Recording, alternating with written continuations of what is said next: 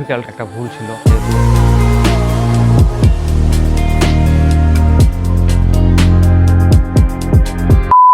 Good morning সবাইকে, Japan থেকে আমি সৈকত, আর আমার নতুন একটি ভিডিওতে তোমাদের সবাইকে অনেক অনেক ওয়েলকাম।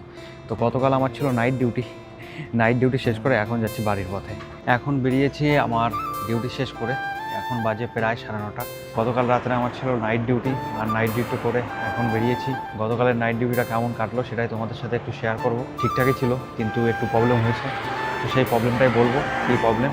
জাপানে কিন্তু অনেকেই থাকে, আর আমি যেহেতু একটা ম্যানেজমেন্টে জব করি, তো সেই জায়গায় দাঁড়িয়ে এই প্রবলেম আমি কখনো এর আগে এই প্রবলেমটা ফেস করিনি। গতকাল রাত্রেবেলা এই প্রবলেমটা ফেস করলাম। কি প্রবলেম ছিল? প্রবলেমটা হলো কি, আমার সাথে আরও 3জন ছিল স্টাফ, একটা সেনপাই ছিল। তো সেনপাইটা ছিল বলে একটু প্রবলেমটা সলভ করতে পারলাম। জাপানে অ্যাকচুয়ালি সবাই যখন চেকিং করে হোটেলে, তখন কিন্তু সবাই মানে পেমেন্ট দিয়ে করে। এইটা না যে থাকার পরে মানে যখন চেক আউট হয় তখন যে পেমেন্ট করতে হয়, যখন তুমি চেকিং করতে আসছো তখন পেমেন্টটা করতে হয়। তো গতকালের আগের দিন একজন কাস্টমার সে চেকিং করেছে, কিন্তু হয়তো কোনো কারণবশত আমাদেরই একটা স্টাফ যে কিছু টাকা কম নিয়ে ফেলেছে, মানে ভুলবশত হয়তো সে কম নিয়ে ফেলেছে। যখন টাকাটা দিয়েছে, পেমেন্ট করেছে, তখন তো তাকে কিছু বলা হয়নি। মানে আমাদের যে গেস্টটা ছিল সে সকালবেলায় রুম কি রেখে চলে গেছে, তো যার কারণে ওই জিনিসটা কেউ ফলো করেনি। তো পরে এই জিনিসটা যখন চেক আউট মানে যখন চেক করা হয় সব কিছু শেষে, তখন দেখা গেছে কাস্টমারের মানে কিছুটা কম, মানে কয়েন সেটা দেখবা যে মানে এর জন্যে এত বড় একটা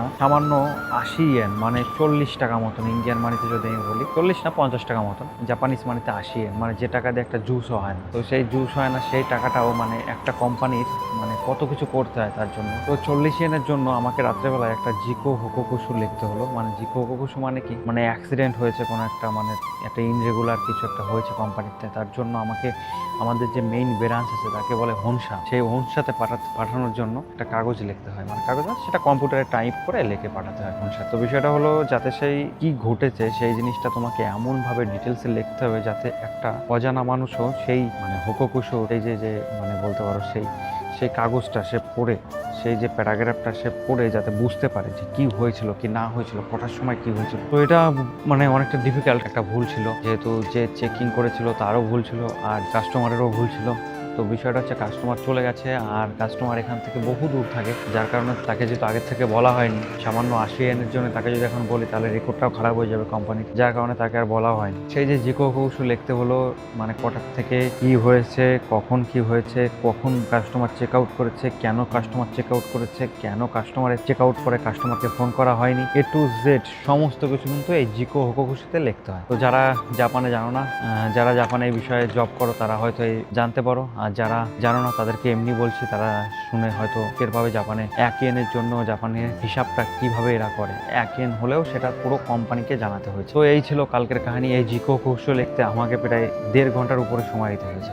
তো তারপরে সেই জিকো কৌশল লিখলাম। তারপরে আমি গতকালে আমার যেহেতু চিপে ডিউটি ছিল, মানে নাইট চিপে, তো তার একটা সেকেন্ড মানে তার একটা রেসপন্সিবিলিটি আলাদা রকম থাকে। আর সাথে আবার এই জিকো হোকোকুশু দিয়ে কালকে রাত্রেবেলায় একদমই ছুটি পাইনি, যাতে কি এই জিকো হোকোকুশুটা লেখার একটা কারণ আছে, যাতে পরবর্তীতে নেক্সট টাইম আমাদের ব্রাঞ্চে যাতে এরকম কোনো ঘটনা না ঘটে, সেই কারণেই এই রেকর্ডটা রাখা হয়। তো এই ছিল আজকের কাহিনী, এই ছিল আজকের একটা ছোট্ট একটা মানে ইনরেগুলার কিছু এক্সপিরিয়েন্স করা। বিষয়টা কেমন লাগলো তোমরা জানিও। এখন হেঁটে হেঁটে যাচ্ছি সেই একই স্ট্রিট ধরে, ওই দিন যে স্ট্রিট ধরে আমি বাড়ি যাই, আমি যে স্ট্রিটটা ধরে বাড়ি যাই সেই স্ট্রিট যাওয়ার সময় একটা পুলিশ স্টেশন বাঁধে, আর তোমাদের সাথে এই পুলিশ স্টেশনটাই শেয়ার করবো, মানে জাপানের পুলিশ স্টেশন কেমন হয়। তো দেখো, জাপানের পুলিশ স্টেশন কিন্তু সেরকম আহামরি সেরকম বড় হয় না, ছোটোখাটোই হয়, যেগুলো মানে ছোটো ছোটো যেসব পুলিশ স্টেশনগুলো আছে, এখানকার পুলিশ স্টেশনে কিন্তু পুলিশও খুঁজে পাওয়া যায় না।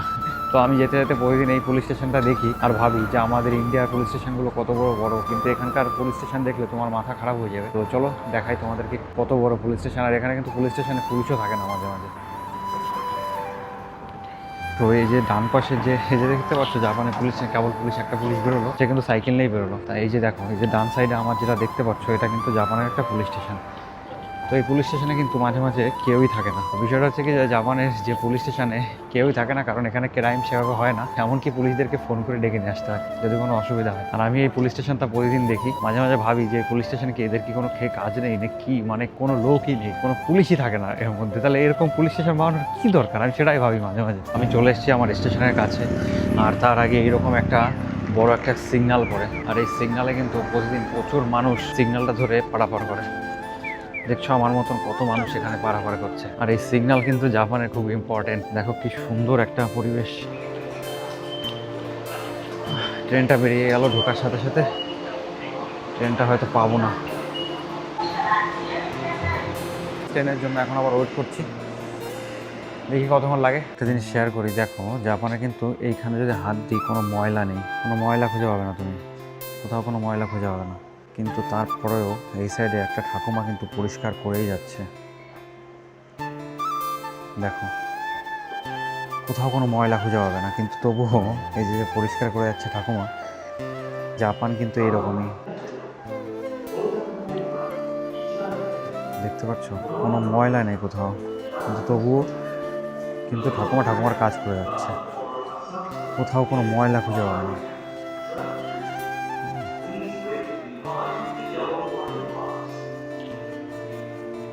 কোথাও কোনো ময়লা নেই। এখানে আবার হট করে আজকে কি হলো কি জানি না, হয়তো এই সাইডে কিছু একটা হয়েছে যার জন্য দেখি ব্লক করে দিয়েছে ওই সাইডের একটা গেট। এটা কিন্তু মাত্র 10 পা হাঁটলেই এই সেটা কিন্তু পার হয়ে যায়, তার জন্য কিন্তু এখানে এসকালেটর দেওয়া রয়েছে। কাওয়াগুচি স্টেশন নেমে এখন চলে এসেছি আমার ঘরের পাশে। ভিডিওটা এর থেকে আর বেশি বড় করছি না, তোমাদের সাথে আবার দেখা হচ্ছে নেক্সট ভিডিওতে। সবাইকে অনেক অনেক মন খুলে ভালোবাসা, সবাই আমার সাথে থেকো। তো চলো বাড়ির দিকে যাই, আর তোমাদের সাথে দেখা হচ্ছে নেক্সট ভিডিওতে।